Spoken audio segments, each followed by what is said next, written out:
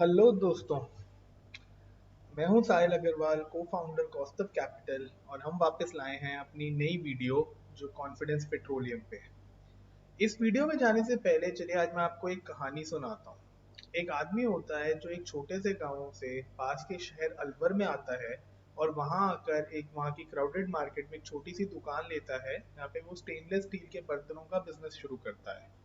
अब इंटरेस्टिंग बात ये है कि वो दुकान वहाँ की काफी मनहूस दुकानों में से मानी जाती है, जिसे उससे पहले 35 लोगों ने किराए पे लिया होता है और अपने बिजनेसेस बंद करके वहां से चले गए होते हैं। तो वहाँ के आसपास के लोग ये अटकलें लगा रहे होते हैं कि ये आदमी कितनी देर तक अपना बिजनेस वहाँ पे कंटिन्यू करेगा। वो आदमी ना ही वहाँ पे अपना बिजनेस कंटिन्यू करता है बट उसे फ्लरिश करवाता है, and in span of 3 to 4 years वहाँ पे 1.5 से 2 करोड़ रुपए जमा करता है उस बिजनेस से। और ये बात है 1980 के दशक की, जिस टाइम पे 1.5 करोड़ की बहुत वैल्यू थी।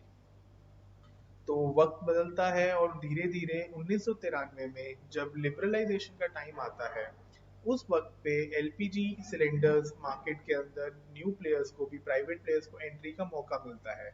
और ये इंसान बहुत बहुत ही इंटरेस्ट से उस बिजनेस को परस्यू करता है।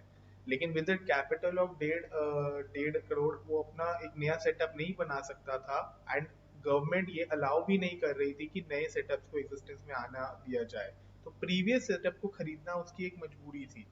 उस टाइम पे वो एक प्लांट को अप्रोच करता है जो इतना सही से नहीं चल रहा होता है, एंड लास्ट 1 महीने में वहाँ पे कुछ 3-4 बार लीकेज की भी इंफॉर्मेशन आई होती है, एंड वहाँ पे कुछ और प्रॉब्लम्स भी आई होती हैं जिसकी वजह से वो ओनर भी उसको बेचने के लिए तैयार हो जाता है। इंटरेस्टिंग बात ये है कि वो उसका वैल्यू 10 करोड़ डालता है, जो फाइनली वो 8.5 करोड़ पे इस आदमी को मिल जाता है। लेकिन इस आदमी के पास तो टोटली 1.5 करोड़ होते हैं, और वो डील फाइनल कर लेता है, उनको 3 महीने में पेमेंट करने का पूरा वादा करके वहां से आ जाता है, जबकि 7 करोड़ की अभी भी शॉर्टेज होती है। तो फिर वो बैंक को अप्रोच करता है। बैंक को अप्रोच करके वहां से किसी भी तरीके से मैनेजर को कन्विंस करके वो वहां से अपना लोन पास करवाता है, और वो पेमेंट करके वो एलपीजी सिलेंडर प्लांट को चलाना शुरू करता है। Over a period of time फिर वो एक और प्लांट जो वोल्टास ने अक्वायर किया होता है उसके पीछे पड़ जाता है। तो मैनेजमेंट इतना इंटरेस्टेड नहीं होती है बेचने में, लेकिन वो उन्हें परस्यू करता है और एक डिफरेंट टर्म्स ऑफ कंडीशंस उनको ऑफर करता है, जिसमें वो 24 महीने तक, मैं कहता है कि मैं 24 महीने तक आपको आपकी इंस्टॉलमेंट देता रहूंगा और तब तक मुझे कोई सेल डीड वगैरह कुछ नहीं चाहिए। Once you have your whole payment, जब आपको आपके पूरे पैसे मिल जाएंगे उसके बाद आप वो प्लांट मेरे नाम कर दीजिए। तो इसके अंदर द गवर्नमेंट अथॉरिटीज वो भी बीच में आती हैं। वो कहती हैं कि अब ये एक हाई रिस्क बिजनेस है, यहाँ पे सिलेंडर्स के अंदर अगर कल को कोई प्रॉब्लम आती है, कोई लीकेज होती है, तो इसकी रिस्पॉन्सिबिलिटी कौन लेगा? वोल्टास ग्रुप जिनके नाम पे प्लांट है, या फिर वो जिन्होंने रेंटल पे लिया होता है? तो ये आदमी वो सारा रिस्पॉन्सिबिलिटी भी अपने ऊपर ले लेता है, अंडरटेकिंग लिख के देता है और अपने बिजनेस को खींचता है। जैसे जैसे अपॉर्चुनिटी आती जाती है एलपीजी सिलेंडर से एलपीजी बॉटलिंग प्लांट्स एंड उसके बाद फिर एलपीजी स्टेशंस में, आदमी अपना बिजनेस को एक्सपैंड करता है एंड धीरे धीरे मार्केट लीडर बन जाता है। आज उसी आदमी कंपनी ने अपने एक्सपेंशन सीएनजी सेगमेंट में भी कर लिया है, एंड ये आदमी और कोई नहीं है, मिस्टर नितिन खरा, the founder and CEO of confidence petroleum. तो ये कोई एक गाथा या एक तारीफ करने का इंटेंशन से बनाया गया वीडियो नहीं था। लेकिन जब हम इस स्टॉक के बारे में एनालिसिस कर रहे थे, तो हमने जो रियलाइज किया कि इसके अंदर जो इसका कोर कॉम्पिटेंस है, that lies in its management and it's vision. तो अगर आप नोटिस करेंगे, हमारा जो जेनरिक ट्रेंड होता है, आज हम उससे हटके हमारा जो first component of the video हमने फोकस किया, that was on company history. And company history is primarily emerging from the vision shown by Mr. Nitin Khara and his team. जैसे मैंने बताया 1980s का उनका मॉडेस्ट बिगनिंग, जिसके अंदर उन्होंने अपना स्टेनलेस स्टील के बर्तनों से बिजनेस शुरू किया। फिर उन्होंने 1993 के बाद 2 6 सिलेंडर प्लांट्स अक्वायर किए, एलपीजी सिलेंडर मैन्युफैक्चरिंग प्लांट्स, जो कि आज बढ़कर 16 हो चुके हैं। एंड एलपीजी सिलेंडर मार्केट में आज उनका 10% मार्केट शेयर है, विच इज द हाईएस्ट। इनके बाद सेकंड हाईएस्ट किसी का है तो वो है 3%। इनके काफी स्टीम क्लाइंट लिस्ट है, जैसे कि BPCL, HPCL, Reliance, IOC and Shell. LPG cylinders bottling के अंदर भी they have 58 bottling plants across 19 states and again a very esteemed clientele. LPG dispensing station में ये ऑलरेडी 209 LPG स्टेशन अपने खोल चुके हैं इन द लास्ट 3 इयर्स, और आने वाले 5 सालों में ये टारगेट कर रहे हैं 500 तक पहुंचना। एंड जैसे कि मैंने बताया, इनका venture into the CNG business भी शुरू हो चुका है, and they plan to open up 100 stations in Bangalore in the times to come. So company कैसी है, द फाइनेंशियल्स कैसे हैं, एंड इसके अंदर क्या फ्यूचर अपॉर्चुनिटी है, उस पर तो हम फोकस करेंगे ही करेंगे। लेकिन एक चीज जो बहुत क्लियरली विजिबल है, the management is pretty visionary, and ये जो ग्रोथ है that has emerged out of the vision and the confidence that the management has shown. Now coming about the business, talking about the business trends, तो one of the business trends जो इनके business की है वो ये रहती है कि the payback period for the LPG stations and the CNG stations is pretty less, that is 2 years and 2.5 years respectively. इसके बारे में हम अभी डिटेल में देखेंगे, but that makes them the growth trajectory pretty steep.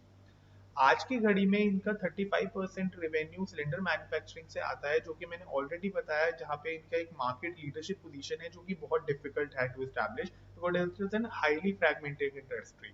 और ये हमें इस चीज से भी पता लगता है कि अगर सेकंड हाईएस्ट प्लेयर का मार्केट शेयर ही 3% है, तो we can very well imagine कि कितनी फ्रैगमेंटेड इंडस्ट्री होगी। 64% के करीब इनका रेवेन्यू आता है इनके LPG bottling and retailing plant से, एंड यहाँ पे भी they are the largest private player, and 1200 plus का इनका डीलरशिप नेटवर्क है जिसके ऊपर ये कैपिटलाइज अपॉन कर रहे हैं। They have just ventured into the CNG business, but they are also having a vision to again grow as a market leader into this business as well, जैसे कि इन्होंने अपने पिछले businesses में किया है। And if we go, if history is anything to go by, then probably they do have the potential to do it. अगर हम इनके एक्सपेंशन प्लान की बात करें and the bullishness in the business की बात करें, तो हम ये देख सकते हैं कि इनके जितने भी कंपोनेंट्स हैं ये सब में एक स्टीप ग्रोथ प्लान कर रहे हैं in the next 5 years. Bottling plant जो करंटली 58 है, इसको ये 101 तक लेके जाना चाहते हैं। जो एलपीजी डिस्पेंसिंग स्टेशन हैं जो करंटली 209 पर हैं, इसको ये 500 प्लस तक लेके जाना चाहते हैं in the times to come in the next 5 years. जो इनकी पैकेज सिलेंडर वॉल्यूम कैपेसिटी है दैट इज द 7 KMT, इसको भी ये बढ़ाकर 25 KMT तक लेके जाना चाहते हैं। तो basically the vision that they have is to be the market leader in all the business segments that they have entered. And जैसा कि मैंने बताया कि the low payback period helps them to kind of invest that money, gather it back in a couple of years, and probably reinvest in expanding their business. तो currently the capex plan जो 170 करोड़ का for opening 100 CNG stations है, उसको लेके भी company काफी bullish है कि आने वाले टाइम में इसी से in the span of 2.5 years the पैसा वापस आएगा और उससे ही और ग्रो करते चले जाएंगे। एंड द प्रीमाइसेस जिसके ऊपर इनकी ग्रोथ डिपेंडेंट रहती है, the effectiveness and the efficiency with which ये अपना बिजनेस करते हैं। एंड ये मिस्टर खरा के जितने भी इंटरव्यूज हैं उसमें भी उनका कॉन्फिडेंस देखा जा सकता है, जहाँ पे वो फुल फ्लेजेड रिस्पॉन्सिबिलिटी लेते हैं of the actions, of all the security and all the risk that are associated with the products in his company. Now talking about the financial analysis पे जाने से पहले मैं एक चीज पॉइंट आउट करना चाहूंगा कि while doing research for this company we realized कि there is no particular competitor which is actually listed for this company। तो यहाँ पे इस कंपनी का कोई भी लिस्टेड कॉम्पिटिटर एक्चुअली है ही नहीं जो बिल्कुल सिमिलर बिजनेस मॉडल पे ग्रोथ करता हो। तो ये एक अपने आप में इसको एक बहुत इंटरेस्टिंग अपॉर्चुनिटी ऑफ इन्वेस्टमेंट बना देता है, जब इसका कोई कॉम्पिटिटर है ही नहीं। यार अगर हमें इस फील्ड में इस बिजनेस में उम्मीद लगती है, तो this might be the only company जहाँ पे हम इन्वेस्ट कर सकते हैं। जनरली कहीं जब ऐसी मोनोपोलिस्टिक कंपनीज होती हैं तो उनका बहुत ही हाई पी रहता है, बट इसका P of 17 is also pretty decent अगर हम वो एनालिसिस देखें। यहाँ कंपैरेटिव एनालिसिस तो पॉसिबल नहीं है, बट स्टैंडर्ड लोन एनालिसिस में there's nothing which seems risky or which does not fall in line for this company. Now talking about the growth and the revenue figures, so the revenue has grown more than threefold in the last 5 years, and the profitability has jumped to up to 5 times in the last 5 years. They are growing at a rapid pace, and the margins that the company is maintaining is pretty significant. And if anything, if the vision or if the history is anything to go by, then the future prospect for the company, the revenue and the profitability that we are seeing today, अगर ये ऐसे ही इसी rate पे ये grow करती है तो the opportunity is pretty huge. Interestingly जब भी हम किसी कंपनी को एनालिसिस करते हैं तो ये मानना गलत नहीं होगा कि उस कंपनी के बारे में सबसे ज्यादा उसके प्रमोटर्स को पता है। और अगर एक promoter consistently quarter on quarter अपनी शेयर होल्डिंग उस कंपनी में बढ़ाते जा रहे हैं तो ये कहीं ना कहीं उनका कॉन्फिडेंस दिखाती है उनकी कंपनी में। इनफैक्ट टू द एक्सटेंट वो अपने एग्जिस्टिंग शेयर्स को प्लेज करके भी कैपिटल उठा के और शेयर अपनी ही कंपनी के खरीद रहे हैं। तो दिस काइंड ऑफ इंडिकेट्स कि कितना कॉन्फिडेंट है वो अपनी कंपनी को लेके, जिसके अंदर उन्होंने लास्ट 3 सालों के अंदर तकरीबन 8% शेयर होल्डिंग अपनी ही कंपनी में बढ़ाई है। Talking about the technical analysis, तो अपने ऑल टाइम हाई से ऑलरेडी 50% के करीब डिस्काउंट पे अवेलेबल है एंड इस रेंज में इसने कुछ टाइम का कंसोलिडेशन भी दिखाया है। सो ये कहना तो अभी गलत होगा कि यहाँ से इसने एक रिट्रेसमेंट शुरू कर दी है, but taking everything into account ये एक इंटरेस्टिंग रिट्रेसमेंट पॉइंट लगता है, क्योंकि ये 45 इसका प्रीवियस ऑल टाइम हाई भी रह चुका है, 45 to 50 वाला जो रेंज है।